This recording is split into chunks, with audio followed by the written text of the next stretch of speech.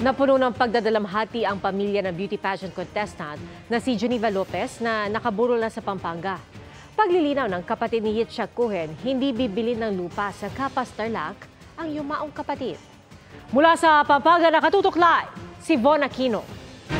Von?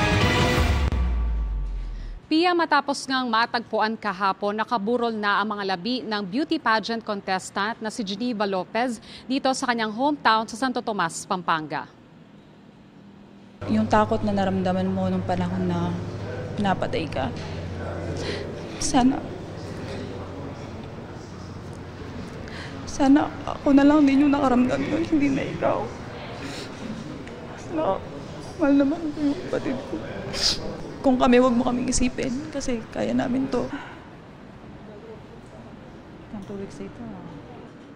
Puno ng pagdadalamhati ang pamilya ni Geneva Lopez, ang beauty pageant contestant na 2 linggong nawala at natagpo ang patay sa Tarlac kahapon. Nasa tabi ng urn ni Geneva ang kanyang engagement ring sa kasintahan na si Yitzhak Cohen. Pati ang kanyang sapatos, korona at mga sash, i-display din.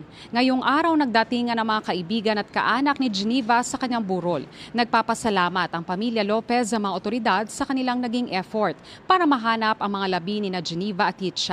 Narito ang aming panayam sa kapatid at best friend ni Geneva.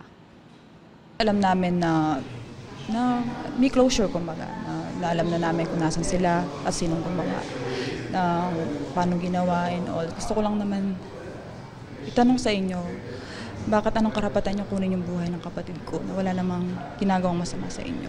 At ano yung nararamdaman niyo ngayon?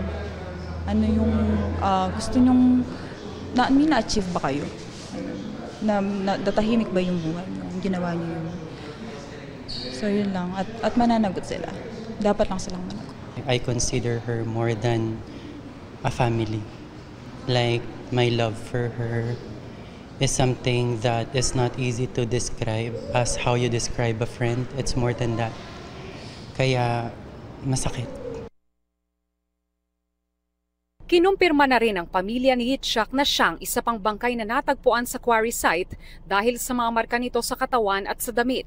Sabi ng kanyang kapatid, iuuwi sa Israel ang labi ni Yitzhak para sa burial na naaayon sa kanilang tradisyon. Nilinaw rin ito na hindi bibili ng lupa si Yitzhak nang pumunta sa Capas Tarlac noong June 21. He went to get a title of the land, about the land, and also to sell a land, not to buy a land. And my brother was buying, getting a land for a collateral of a land, collateral of a loan, basically. No, he didn't come with any money. He came for a meeting with one of the suspects, just because he was telling him that he is ready with the papers for the land and that he have a buyer. Naniniwala si Yaniv na pera ang motibo sa pagpatay dahil sangkot-ani ang kanyang kapatid sa loans at mga lupain. Bagamat marami pa umano silang tanong kaugnay sa kaso, naniniwala raw sila na gagawin ng mga otoridad ang kanilang trabaho upang mapapanagot ang mga nasa likod ng pagpaslang at mabigyan ng hustisya ang kanilang kapatid. We are very sad that we didn't find our brother and his fiancée alive. We, on the other hand, very happy that we find them, and the development is actually now that it's not an open missing case. It's now there is a lot into it.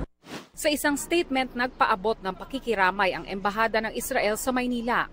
Nagpaabot din sila ng pasasalamat sa Philippine authorities dahil sa pagsisikap nitong mahanap ang magkasintahan at mag-imbestiga.